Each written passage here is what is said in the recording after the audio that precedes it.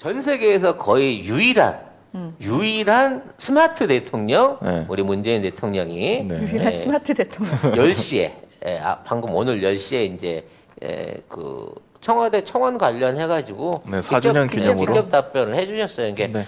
청원신문고가 이게 이제 4주년이 됐고 그동안 굉장히 많은 의견들을 받아서 그와 관련된 조치들을 취해 왔었고 국민들 96%가 청원제도가 있는 걸 안 돼요 이제. 이게 이제 국민이 정치에 참여할 수 있다고 하는 굉장히 큰 인식을 준 어떤 계기가 됐을 것 같아요. 근데 네. 우리가 뭐 청원 넣었다 그래서 다 된 건 아니지만 어찌 됐거나 그동안 청원을 통해 가지고 거기에 동의했거나 접속했던 분들이 연인으로 따서 거의 2억 5천 명이 넘는다고 하니까 굉장히 대단한 거죠. 대중적인 제도를 만든 거거든요. 아무튼 뭐 그런 데 대한 설명을 하셨습니다만 어저께는 카자흐 대통령하고 이제 공동 성명을 냈어요. 굉장히 많은 양을 얘기를 했습니다. 엄청 양이 많아서 근데 보도는 거의 안 거의 나와요. 안 나와? 하나도 없어. 카자흐 대통령이 왔다 간지도 모를 것 같아. 네. 그럼에도 불구하고 중요한 내용들이 있었습니다. 네. 근데 이제 뭐 경제 관련한 거 이런 부분도 주목을 해봐야 되지만 저는 그 금요일 날 방송에서 말씀드렸던 것처럼 핵군축, 핵 비핵화에 대한 얘기가 있었다는 거예요, 분명한. 그렇죠. 이 부분의 해설이 꼭 필요하거든요. 이거는 또 송 작가님밖에 할 수 없는 해설이죠. 그러니까 어느 누구도 이런 게 있었는지 자체도 전문을 안 본 사람은 그렇습니다. 보도를 안 해요. 이 표제에다가 핵군축과 그 비확산 원자력의 평화적 이용에 대한 합의가 있었다는 내용을 표제로 삼은 신문이 한 군데도 없다는 겁니다. 없어요. 자, 여기 관련된 전문 설명 좀 해줘 보세요. 네. 청와대 페이스북을 봐야 되나요? 정책 브리핑을 보는 게 낫죠. 일단 정책 정책 브리핑을 한번 브리핑은 보여주시죠. 전문입니다. 네. 전문이고 여기에서 이제 가장 그 유의미한 이런 그 공동성명 중에 하나가 양측은 핵군축, 비확산, 원자력의 평화적 이용에 대한 양측의 기여를 평가하면서 앞으로도 긴밀히 협력할 의사를 표했다. 한국은 카자흐스탄의 IAEA 극동그룹 가입을 지지하기로 했다. 이게 중요한 겁니다. 사실은 앞에 거는 이미 알려져 있던 내용이고 제가 설명을 드렸는데 어떠한 방식으로 북한 핵 문제에 참여할 것이냐에 대한 해법을 여기다 준 거예요. 카자흐스탄 중앙아시아 쪽에 있었잖아. 그동안 우리랑 그룹이 달랐는데 카자흐스탄을 IAEA 극동그룹에 가입시키기로 했다는 거예요. 네. 즉 카자흐스탄이 우리나라에 들어와서 조사단 그다음에 그와 관련된 IAEA 핵사찰에 관련된 활동을 할 수 있게끔 우리 편 그룹 안에 포함을 시켰다는 거지. 그럼 일 안 시킬 거면 뭐하러 데리고 와서 포함을 시키냐고. 그렇죠. 이건 일 시작한다는 신호예요, 그냥. 그래서 기존 내 이사국 수임 관행 그리고 한국의 현행 이사국 수임 주기를 존중하기로 했다. 이건 뭐냐면 극동아시아 IAEA 중에 적극적으로 참여하고 있는 나라는 사실상 우리나라밖에 없어.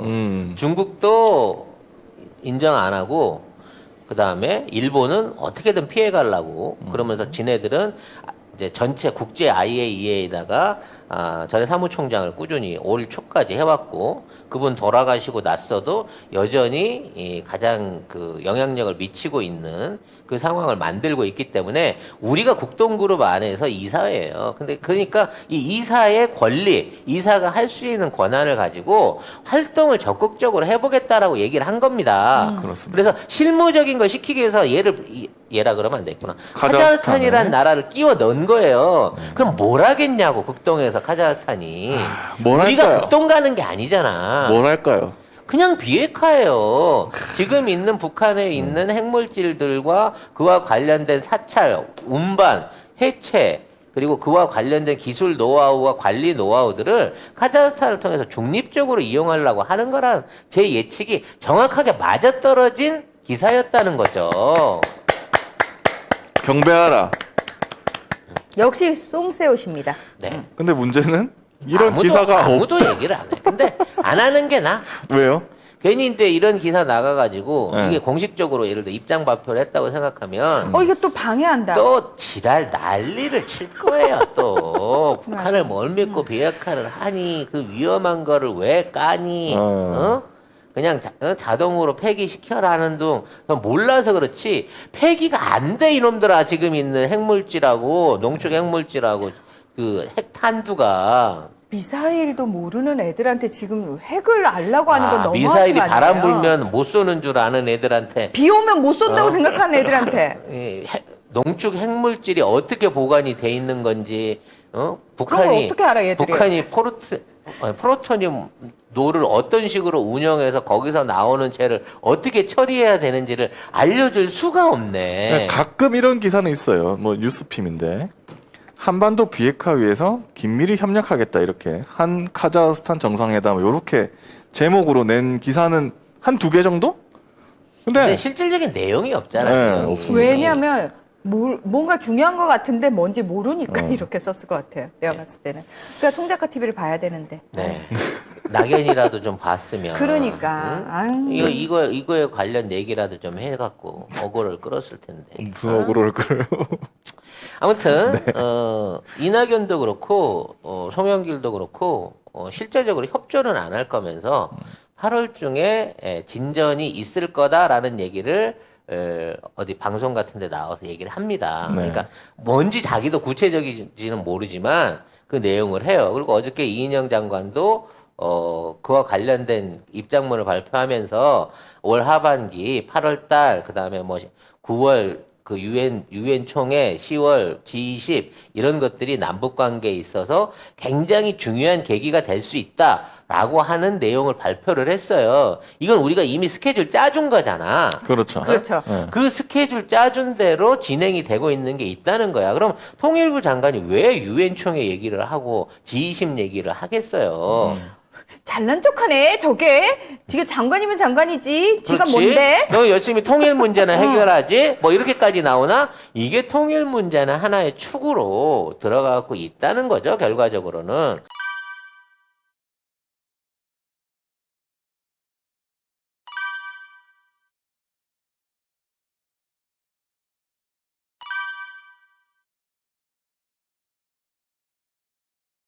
근데 진짜 그걸 모를 것 같아요. 네. 정말 쟤 왜 잘난 척? 쥐가 뭔데 G20까지 얘기해? 이러고 있을 것 같아요. 네. 그리고 이것도 잘 써주지도 않아. 이인영 장관이 어저께 그런 얘기 했는지 나만 알아. 네. 이건 뭔 경우냐고. 도대체 이게 대한민국 언론이 이게 가야 될 방향이 얘들은 통일이랑 남북 관계가 좋아지는 거를 일도 바라질 않아. 일본이랑 똑같네. 네. 오늘 국제 백신 기구가 지금 북한한테 300만 도스 우선 지급하기로 결정을 했고요. 독일에 있는 의료진이 들어간다고 합니다. 그래서 승인을 받았어요. 그러니까 본격적인 의료 지원이 바로 시작되는 거예요, 지금. 원래 끝나자마자. 독일은 북한하고 그 이전부터 독일 의료진이 사실 북한에 많이 들어갔었거든요. 예. 굉장히 친근하죠. 아무튼 그래서 우리는 잘 모르고 있지만 뭔가 급진된 관계가 진행 중에 있는 것만큼은 사실이다. 라는 부분에 대해서 여러분들은 희망을 가지셔도 된다라는 말씀을 드리고 싶습니다. 네.